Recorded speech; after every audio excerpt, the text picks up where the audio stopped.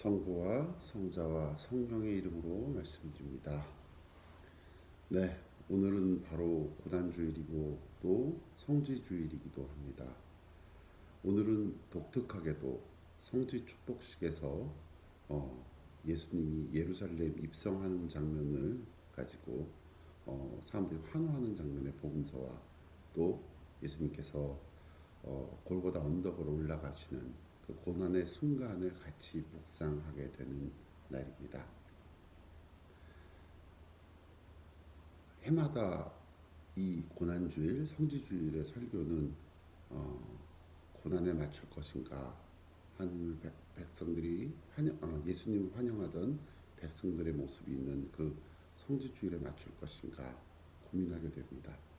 그럼에도 불구하고 우리는 대부분 이 그 열렬히 환영했던 사람들의 모습과 그리고 또 그를 십자가에 못 박으라고 욕하던 사람들의 모습을 겹치면서 그 안에서 많은 것을 생각하는 시간이기도 합니다. 그런데 올해 고난주일은 성지주일의 의미보다는 고난주일, 고난당하는 모습들이 더 우리에게 가슴 아프게 다가오는 것 같습니다. 이 고난주일이 속해 있는 사순절기, 부활을 향해 가는 이 사순절기의 시작은 바로 여러분도 다 아시다시피 제수요일로부터 시작했습니다. 올해 제수요일에는 제예식도 하지 못했고 또 여러분들도 같이 예배를 드리지 못했던 것을 기억하실 겁니다. 제수요일 전 2월 23일이 마지막 저희가 같이 예배를 드렸던 주일이었던 것을 여러분들도 다 기억하실 겁니다. 올해 사순절의 시작은 시작부터 참 참담하고 아득한 그런 마음 속에서 시작했습니다.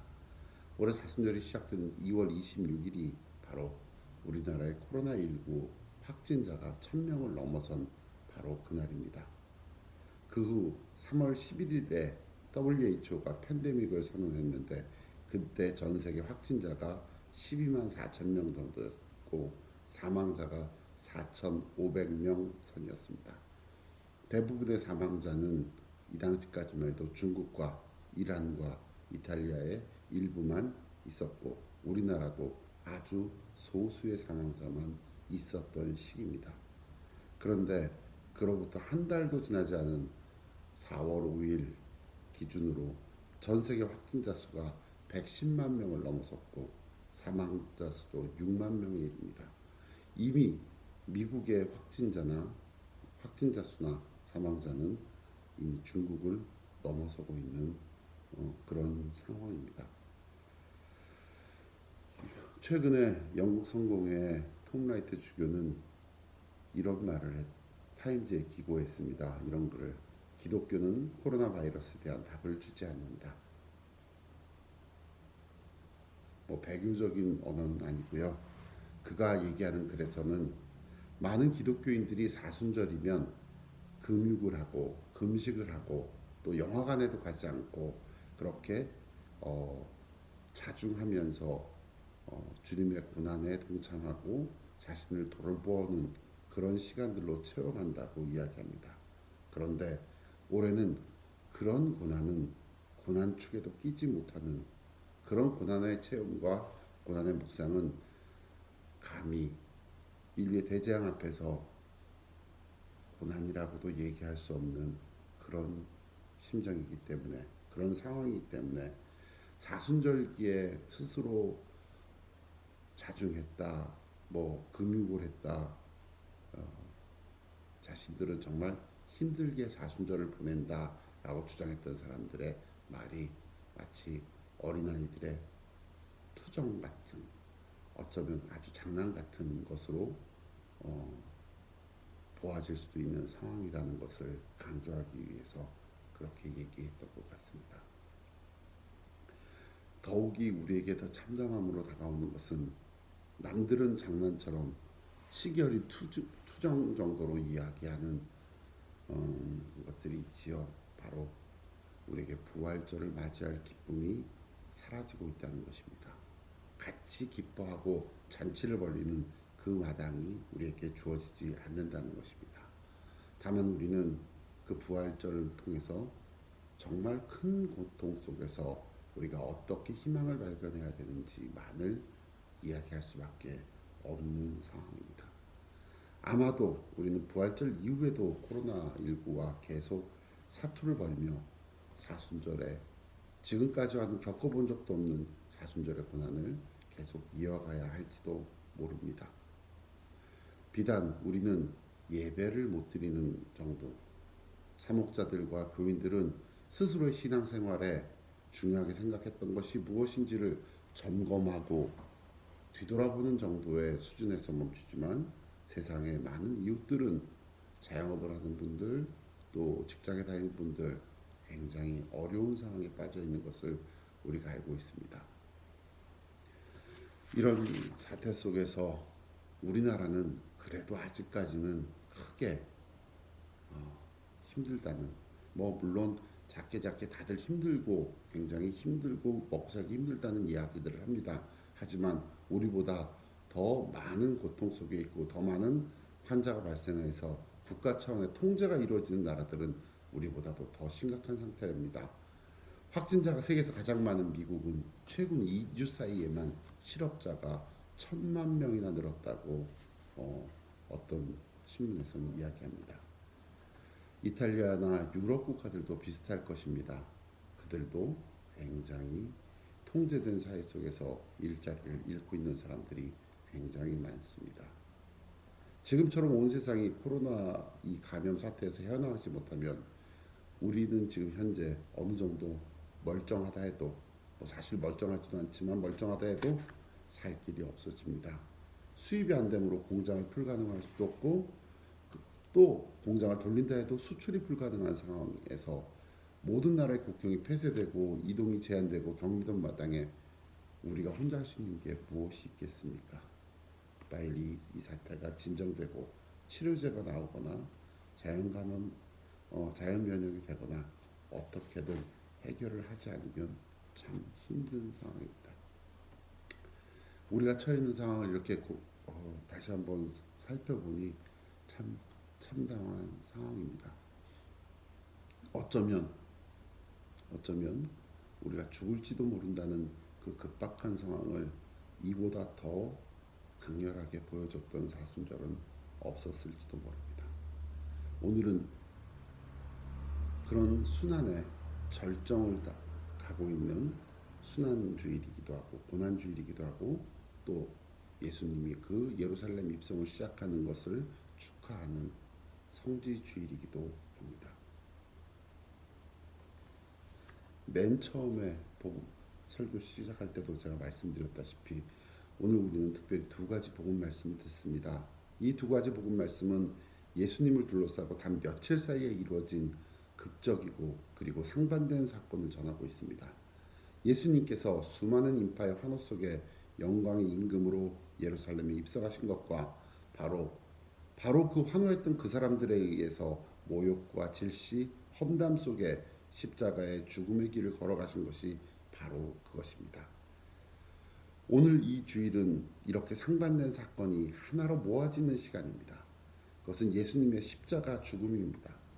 예수님의 예루살렘 입성은 장엄하고 영광스러운 개선 행렬이기보다는 십자가 죽음의 전주곡이었습니다. 군중들이 생각했던 평화와 영광은 곧 사람이 되신 하나님이신 예수님의 십자가 죽음으로 이어지고 맙니다. 군중들은 자신의 평화, 즉 권력과 이기심과 탐욕의 팽팽한 긴장관계를 유지함으로써 지탱되는 거짓 평화를 지키기 위해 사랑과 정의와 평등에 기초한 참 평화를 주러 오신 참 평화 자체이신 예수님을 십자가에 못 박았습니다. 군중들은 서로 먹고 먹힘으로써 상처만이 가득한 자신들의 헛된 영광을 위해 나눔과 섬김으로써 생명을 주는 하느님의 영광을 땅바닥에 내동댕이치고 말았습니다. 그런 소란스러운 군중들의 틈바구니 속을 예수님께서는 담담하게 당신의 길, 십자가 순환의 길, 죽음으로서만 가능한 참 생명의 길을 걸어가십니다. 예수님의 죽음을 즐기는 무리들도 주위에 많았고요. 예수님의 십자가 곁에서 서럽게 목 놓아오는 사람들도 있었습니다. 생사고락을 함께 했음에도 불구하고 결정적인 순간에 예수님을 등진 제자들이 또 이 길에 함께합니다. 그런데 오늘 가장 우리에게 인상 깊게 다가오는 사람은 누구입니까? 전혀 모르던 키리네 사람 시몬 아닙니까? 예수님의 십자가 순환의 길을 바라봅니다. 모든 사람은 이 십자가의 길에 함께합니다. 무거운 십자가를 나눠서 지기 위해 함께하는 키레네 시몬 같은 사람도 있었고요. 못질을 하기 위해 망치를 들고 함께하는 사람도 있었습니다. 또 어떤 사람은 남이야 십자가를 지던 말던 그저 길 막히니까 냉랭한 시선으로 바라보고만 있는 사람들도 있었고요. 십자가 옆에 있다가 행여 자신도 십자가에 못 박힐까봐 두려워서 멀리서 숨죽이며 지켜보고 있던 그런 일행들, 제자들도 있었습니다. 과연 우리는 어떤 모습으로 이 십자가의 길에 함께하고 있습니까? 우리에게서 중요한 것은 십자가의 길에 함께 있느냐 그렇지 않느냐의 문제가 아닙니다. 바로 어떤 모습으로 십자가의 길에 함께하느냐 하는 것이 정말 중요한 것 아닐까 생각합니다. 코로나19라는 죽음의 감염 사태, 죽음의 길에 우리는 어떤 시선으로 같이 하고 있습니까? 이야, 경쟁하듯이 우리 순위가 몇 위였네, 오늘 몇 명이 늘었네 하는 마치 무슨 스포츠 중계를 보는 것처럼 그 수치를 바라보면서 이야기거리를 바라보면서 또 감염된 사람의 동선 하나를 바라보면서 아유 저놈은 어떻게 졌다고 그랬대? 이렇게 비아냥거리면서 냉랭한 눈빛으로 그들을 바라보고 있는 것입니까? 아니면 저놈들이 저 모여서 무슨 짓거리를 하길래 저렇게 감염력을 폭발시키는 원인이 됐어 하고 그들에게 못을 받기 위해 망치를 들고 서서 있는 것은 아닙니까? 아니면 죽든지 말든지 아유 나는 정말 그런 거 관심 없고 나 먹고 사는 것에만 관심 있어. 아 빨리 죽을 놈 빨리 죽고 살 사람대로 살아야지 하는 이런 냉랭한 시선으로 바라보고 있는 것은 아닙니까? 오늘부터 성주간이 시작됩니다. 성주간 전례를 우리는 올해 같이 하지 못합니다. 다만 성주간의 의미를 하루하루 되새기며 그 안에서 우리가 어떤 모습으로 예수님을 바라보고 있는지, 오늘 현실에서 바라보고 있는 예수님의 십자가의 길과 같은 이 참담한 감염병 사태 속에서 우리는 그것을 어떤 시선으로 바라보고 있는지를 돌이켜보는 그런 시간이었으면 합니다. 3년마다 저희의 복음은 주기적으로 바뀝니다. 해마다 특히 순환복음은 3년마다 바뀌는 순환복음은 올해 마테오복음에 의한 순환사화입니다. 마테오에 의한 순환사화는 그 나름대로 특징 있는 주제를 가지고 있는데 주의 깊게 그 내용의 전개 과정을 살펴보면 마테오는 가능한 예수님의 고통과 절망의 어두움을 강조하고 있습니다. 그러기 위해서 잡다한 격가지 내용은 다 잘라버립니다. 예를 들면 루가의 순환사화에는 예수님께서 부인들을 위로하시고 당신을 십자가에 매달은 자들을 용서하시기도 하고 같이 달렸던 도둑 중에 한 명에게 구원을 보증하는 내용도 있습니다. 루가는 용서와 사랑을 주시는 예수님의 모습을 부각시키고 있는데 마테오는 그런 예수님의 모습을 드러내는 내용을 전혀 다루지 않습니다. 마테오는 예수님께 고통을 주는 사건만을 순환사화로 통일해서 적고 있습니다.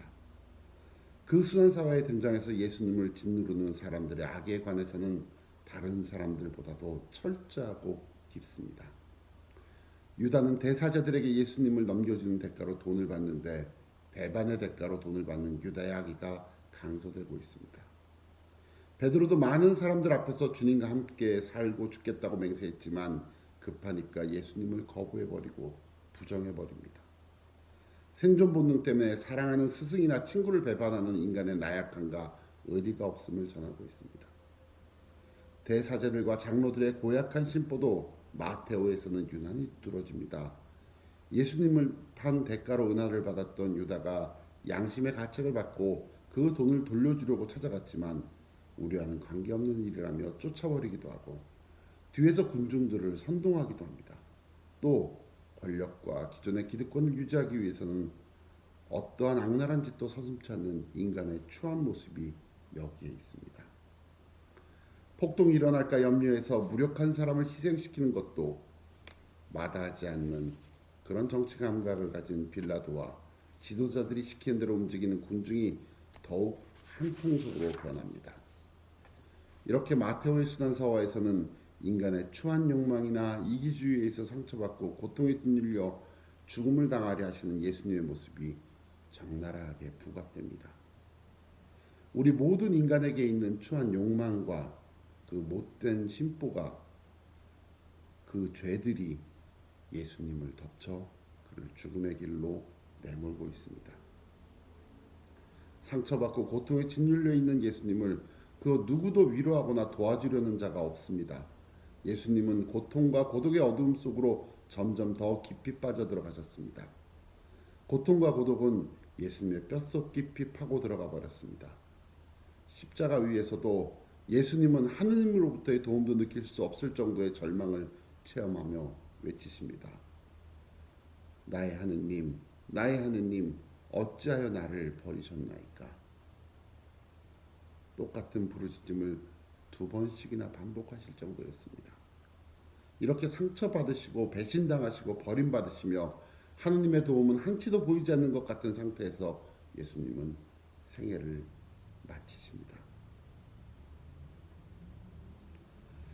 우리들의 구원을 위해서 예수님께서는 고뇌의 절정을 감수하셨다는 사실을 분명히 인식해야 할 것입니다. 우리들의 구원을 위해서 아무런 죄도 없으시면서 고통의 생애를 보내셨다는 것, 우리가 아주 작은 유치부 주일학교에서부터 배웠던 이야기고 우리가 기본적으로 배우는 교리 아닙니까? 이 교리가 가장 적나라하게 드러나는 것이 바로 오늘 고난주일입니다. 하느님이시면서도 인간이 되시어 고통의 십자가에서 죽음을 받아들이셨다는 것, 인카네이션이라고 하는 성육신이라고 하는 그것은 분명히 놀랄 수밖에 없는 신비입니다. 우리 상식으로 이해할 수 없는 신비라고도 이야기합니다. 성공의 신앙은 항상 이 성육신 신앙의 가장 큰 계급적 포기에 가장 큰 의미를 부여하고 또 현실적인 실천의 기준으로 삼고 있습니다. 우리 구원이 하느님의 고통과 괴로움에 의해서 주어졌다는 것을 생각하는 것만으로도 마음이 참 무겁기도 하고 뭐라 표현할 수 없을 만큼 절절한 심정입니다.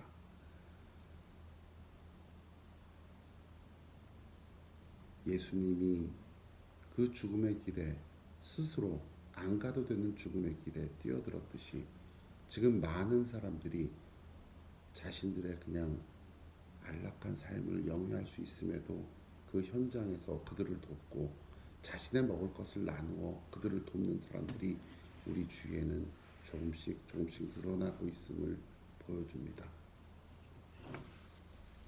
맨 처음 국가적 보건 시스템이 미비로 우리보다 선진국이라고는 얘기를 듣던 이탈리아가 많은 사상자를 내고 많은 환자가 발생하고 국가가 통제를 가는 모습들을 보면서 사실 어라? 우리보다도 더 못하네? 라는 생각을 했던 적도 있습니다.